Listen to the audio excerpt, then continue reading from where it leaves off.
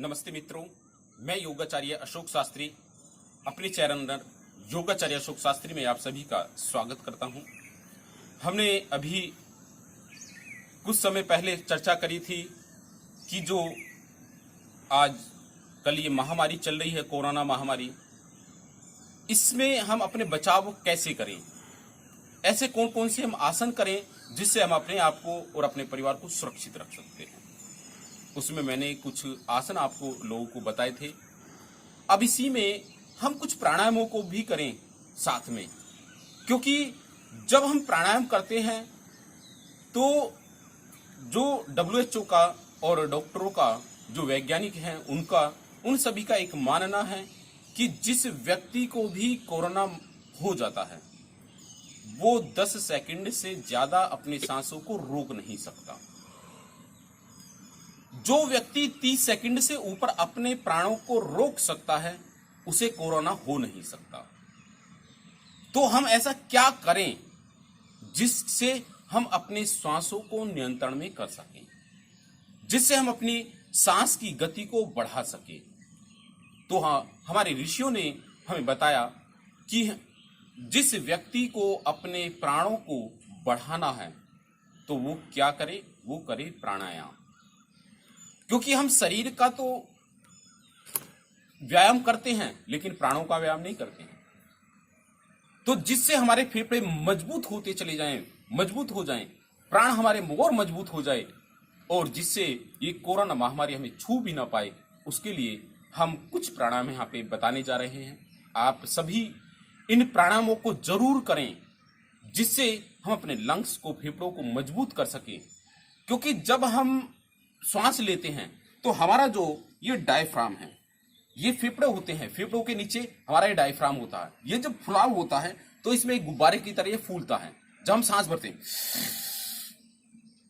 ये पूरा गुब्बारे की तरह फूलता है। जिस व्यक्ति का ये अच्छे से फूल रहा है उसे बीमारी नहीं है। ये एक आप अपने आप भी परीक्षण कर सकते हैं। हम इसका परीक्षण कर सकते हैं। तो ये परीक्षण जो हमें करना है ये आप रोजाना भी कर सकते हैं, लेकिन प्राणायाम आपके सुबह और शाम दोनों समय करना है। और जो व्यक्ति नहीं कर रहा है आपके परिवार में उसे कराना है। तो पहला प्राणायाम हम करते हैं। तो पहला प्राणायाम है, हम कपालभाति से प्रारंभ करते हैं। कपालभाति जैसा सभी मेरी कुछ वीडियो में भी मैंने बताया था और अन्य वीडियो में भी आप लोगों ने देखा होगा, लेकिन यहाँ पे हम एक सेट बता रहे हैं कि हमें कौन कौन से प्राणायाम करने हैं। तो पहला है कपालभाति। कपालभाति में हमें नाक से सांस को फेंकना है बाहर। नाक से लेने का प्रयत्न ना करें, वो स्वाभाविक है कि सांस आपके अंदर पहुंच जाएगा। नाक से सांस को, जैसे आपकी नाक में कुछ अटका हुआ है, कुछ कूड़ा है, उसे बाहर हम फेंकते हैं, ऐसे ही हमें केवल सांस को बाहर फेंकना है। तो हमें कम से कम 3 से 4 मिनट हमको क्या करना है, कपालभाति करना है। पहले कपालभाति, दोनों हाथों को इस प्रकार से रखेंगे, कमर को बिल्कुल सीधा करेंगे, कमर और गर्दन, कमर सीधा करेंगे और तब जो हम क्या करेंगे, कपालभाति। तो नासिका से ही केवल सांस को बाहर फेंकने का, ज्यादा हमें जो ध्यान देना है वो नासिका पर बाहर फेंकने पर देना है श्वास को। तो प्रारंभ करेंगे।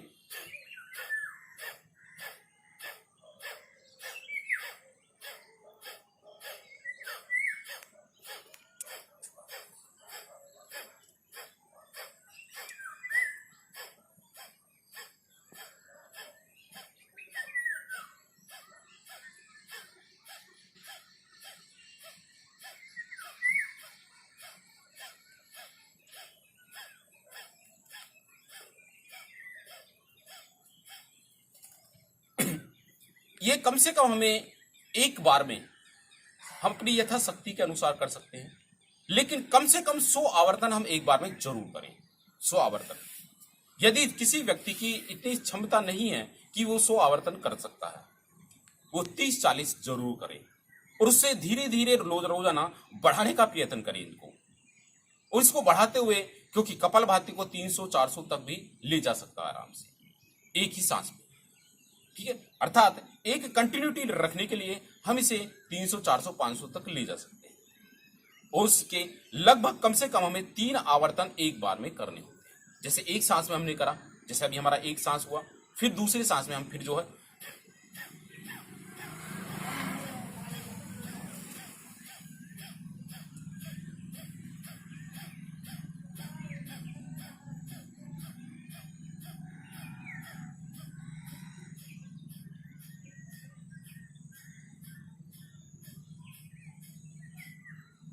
प्रकार से, क्योंकि मैं इतना लंबा समय नहीं ले रहा हूं, क्योंकि वीडियो बहुत लंबी हो जाएगी, क्योंकि किसी के पास इतना समय नहीं है कि वो इतनी लंबी वीडियो को सुने या देखे। एक पहला प्राणायाम हमारा कपालभाति हो गया। दूसरा प्राणायाम है हमारा अनुलोम विलोम। क्योंकि जब हम कपालभाति करते हैं तो जो हमारा डायफ्राम होता है, जो नीचे ये लंग्स के नीचे होता है, इसमें प्रेशर लगता है, झटके लगते हैं। झटके लगने से वो फुलाव आता है उसमें। जब इसमें फुलाव आता है तो फुलाव आने से होगा क्या कि फुलाव जब आएगा तो वो डायफ्राम भी हमारा मजबूत होता जाएगा, फेफड़े हमारे मजबूत होते जाएंगे। दूसरे हमें करना क्या है, अनुलोम विलोम। जब अनुलोम विलोम करें तो हमें क्या चंद्र स्वर से प्रारंभ करना है, अर्थात अपना जो हमारा बाएं वाला नाथू है, बाएं से प्रारंभ करना है और दाएं को छोड़ना है। पहले हम दाएं नासिका बंद करेंगे और बाएं नासिका से श्वास लेंगे, पूरी लंबी गहरी श्वास भरना है। इसे रोक देना है, सांस को यथाशक्ति इसको रोके रखना है।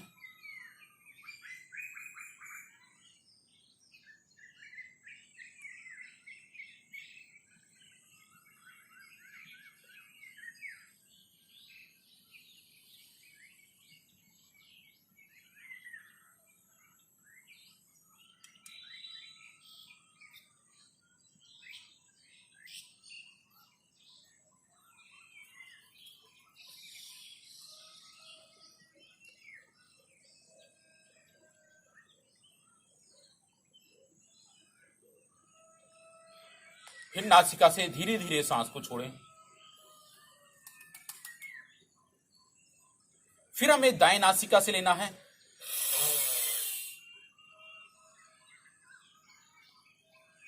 यथाशक्ति रोकना है। जब घबराहट हो, धीरे धीरे अब हमें बाएं नासिका से सांस को छोड़ते जाना है। इस प्रकार से हम अनुलोम विलोम लगभग 3 से 4 मिनट जरूर करें। 3 से 4 मिनट हमें इसे बारी बारी से करते रहना है। तो पहला प्राणायाम हुआ कपालभाति, दूसरा जो प्राणायाम हुआ हमारा अनुलोम विलोम हुआ। अब हम तीसरे प्राणायाम पे चलते हैं। तीसरा प्राणायाम उज्जाई प्राणायाम। इसमें हमें करना कुछ नहीं है, जैसे व्यक्ति खर्राटे भरता है, हम जैसे कभी कभी गले में कुछ खराश आ जाती है और उसको अंदर की तरफ लेते हैं, हमें बस केवल इसी प्रकार से हमें करना है। नासिका को हमें, मुंह को बंद रखना है और फिर जो है पूरा सांस बाहर निकालते हुए और फिर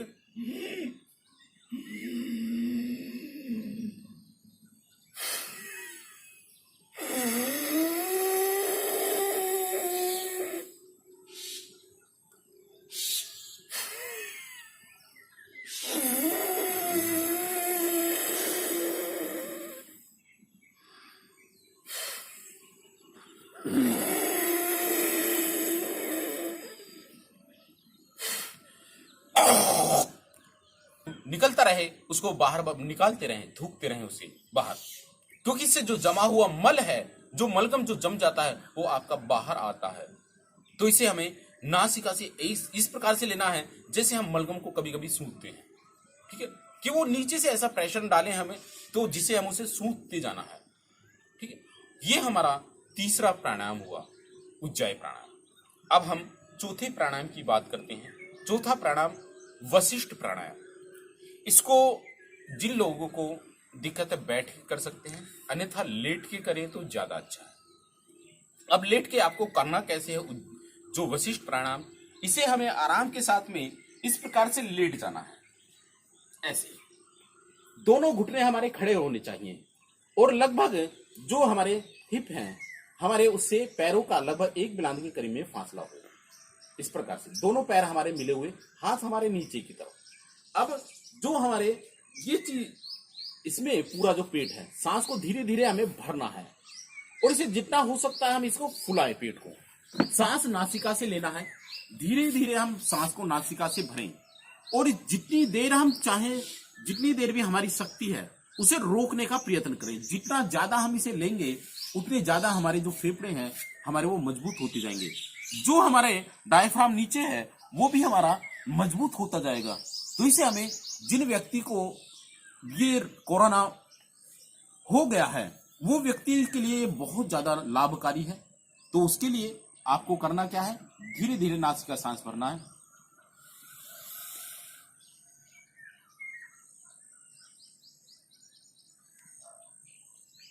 पेट को फुला के रखना है।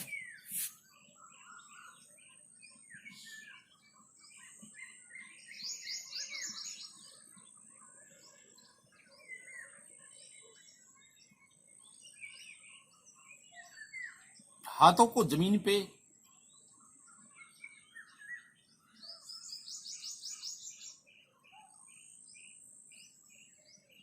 जब घबराहट हो, दिक्कत हो, धीरे धीरे नासिका से सांस लेना है।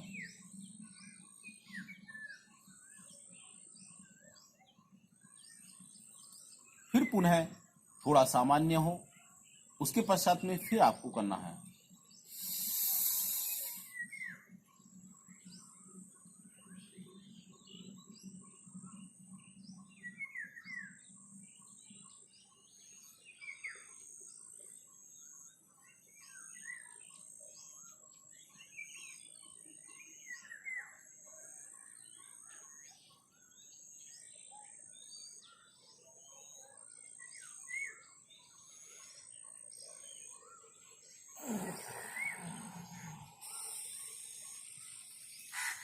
ये प्राणायाम आपको 10 से 15 बार करना है। जिन व्यक्ति को थोड़ा कमर में दर्द रहता है वो अपने कमर के नीचे तकिया वगैरह कुछ लगा सकते हैं, गोलाई में मोड़ के कर सकते हैं। और तब भी हम जैसे, और जिनको कमर में दिक्कत नहीं है वो पैरों को पकड़े और इस प्रकार से ऊपर उठा लें, इस प्रकार से, और तब इस प्राणायाम को करें।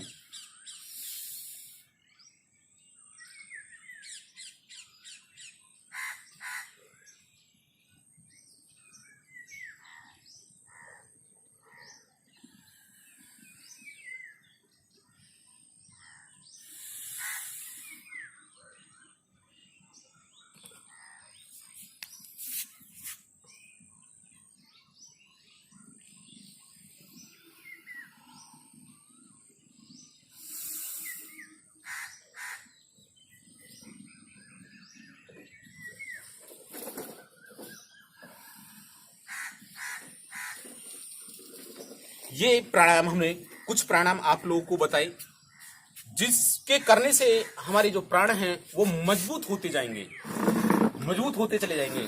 इसी में हम एक प्राणायाम और कर सकते हैं अपने श्वास को देखने के लिए भी। हम पूरा श्वास अंदर भरें और पूरा श्वास भर के हम उसे जितनी देर हो सकता है रोकने का प्रयत्न करें, ठीक है। और उसके साथ में हम ओम का उच्चारण भी कर सकते हैं। ओम का उच्चारण, जो व्यक्ति ओम का उच्चारण नहीं कर सकते हैं वो श्वास को रोक के रखें। और यदि हम ओम का उच्चारण करते हैं तो एक तो हम परमात्मा का नाम ले रहे हैं, परमात्मा से प्रार्थना करें कि हे प्रभु, मुझे जो ये महामारी है, मुझे या मेरे परिवार को, मेरे इष्ट मित्रों को ये महामारी छू भी नहीं पाए। तो उसके लिए हम अंतर प्राणायाम, जिसको बोल देते हैं आंतरिक प्राणायाम, भी हम पूरा श्वास अंदर भर लेते हैं, श्वास भर के, और उसे यथाशक्ति रोकने का प्रयत्न करें। कितनी देर हम रोक सकते हैं, उसे जितनी देर आप चाहें रोक सकते हैं, धीरे धीरे, क्योंकि कम से कम व्यक्ति 30 सेकंड तो रोकना ही है। और यदि जिसका सांस इतना नहीं है वो धीरे धीरे अपने श्वास को बढ़ाने का प्रयत्न करें, रोकने का प्रयत्न करें। धीरे धीरे अब नासिका से आप सांस लेंगे। आंतरिक प्राणायाम,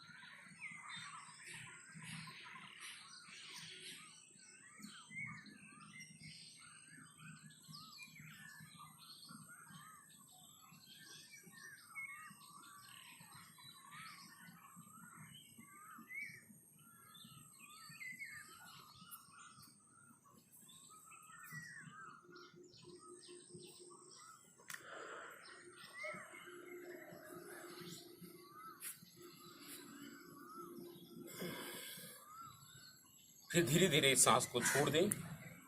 जब घबराहट हो, इसे हम कम से कम 3 से 4 बार जरूर करें, ठीक है। और साथ में हम ओम का उच्चारण भी कर सकते हैं इस प्रकार से, सांस अंदर भरते हुए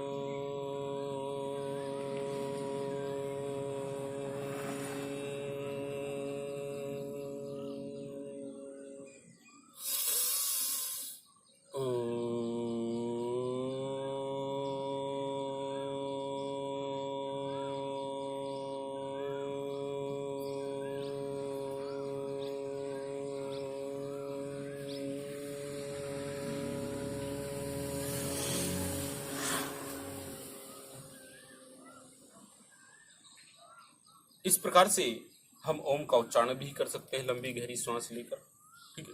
ये कुछ आज मैंने आपको प्राणायाम बताए हैं। इन प्राणायामों का हम स्वयं भी लाभ लें, दूसरों को भी लाभ दें। और इस समय हम इस जो वीडियो है इसको जितना भी ज्यादा से ज्यादा हम फैला सकते हैं, इसको फैला दें, जो है दूसरे लोगों तक इसको पहुंचाएं, जिससे वो इसका लाभ ले सकें। और